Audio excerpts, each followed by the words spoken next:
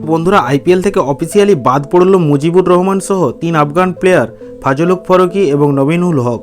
Afghan cricket board এই 3 জন আফগান প্লেয়ারের NOC cancel করে দিয়েছে, যেই কারণে মুজিবুর রহমানকে বিগ ব্যাশ লিগে খেলা মেলবোর্ন রেনেগেডস তাদের দল থেকে বের করে দিয়েছে এবং 100% ভাবে মুজিবুর রহমান কলকাতা দলের হয়ে আইপিএল খেলতে পারবেন না 2024 সালের জন্য। কি থাকছে সমস্ত আপডেট এবং মুজিবুর রহমানের পরিবর্তে কোন প্লেয়ারকে কলকাতা দলে নেওয়ার সুযোগ রয়েছে সেটাই আজকের ভিডিওতে আলোচনা করব।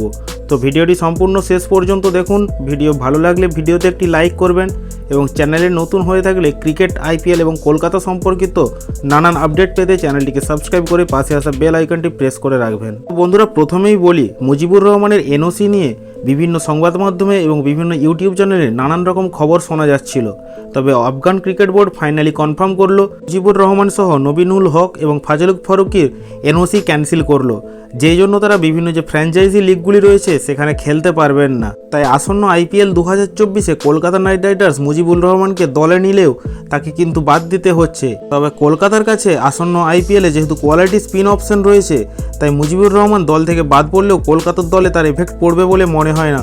তবে মুজিবুর রহমান দল থেকে বাদ পড়ায় কলকাতার কাছে সুযোগ রয়েছে ভালো বিদেশি উইকেট কিপার নেওয়া এবং ভালো একজন ফাস্ট বোলার নেওয়া।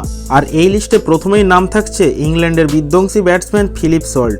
ফিলিপ সল্টকে বর্তমানে কলকাতা দলে নিতে চাওয়ার একটাই কারণ হলো রহমানুল্লাহ গুরবাজের ব্যাকআপ হিসেবে, কারণ রহমানুল্লাহ গুরবাজ একটা ম্যাচে পারফর্ম করলেও প্রতিনিয়ত অর্থাৎ কনসিস্টেন্ট পারফরমেন্স তিনি করতে পারেন না। তাই গুরবাজের পরিবর্তে ফিলিপ সল্টকে কলকাতা যদি দলে নেয় তাহলে কলকাতার স্কোয়াডটা আসন্ন আইপিএলে আরও শক্তিশালী হবে।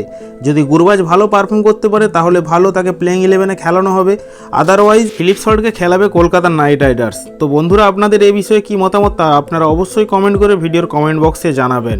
এরপর আসছি বিদেশি ফাস্ট বোলারের কথায়।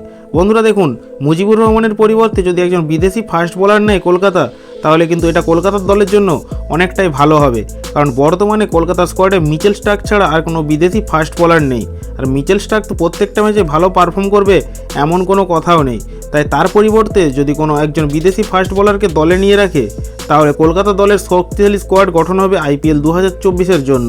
আর বিদেশি ফাস্ট বোলিংয়ের অপশনের কথা বললে তাহলে নিউজিল্যান্ডের দুজন বিখ্যাত ফাস্ট বোলার যেমন ম্যাট হেনরি এবং কাইল জ্যামিসন, এই দুজন একটা ভালো চয়েস হবে। এই দুইজনের ভেতর থেকে যদি কোনো একজন ফাস্ট বোলারকে কলকাতার দলে নেয় তাহলে কলকাতার ব্যাকআপ প্লেয়ার হিসেবে একজন প্লেয়ার রেডি থাকবে, যাকে তারা মিচেল স্টার্কের পরিবর্তে কোনো ম্যাচে খেলাতে পারবে। আর যদি মুজিবুর রহমানের পরিবর্তে স্পিনার নিতে হয় তাহলে তো ওয়েস্ট ইন্ডিজের স্পিনার আকিল হোসেন এবং ইংল্যান্ডের স্পিনার আদিল রশিদ, এই দুটো ভালো অপশন হবে। তো বন্ধুরা আজকের ভিডিওতে এটুকুই ছিল আপডেট। ভিডিওটি ভালো লাগলে লাইক, শেয়ার, কমেন্টের পাশাপাশি চ্যানেলটিকে সাবস্ক্রাইব করে পাশে আসা বেল আইকনটি প্রেস করে রাখবেন। ভিডিওটি দেখার জন্য অসংখ্য ধন্যবাদ।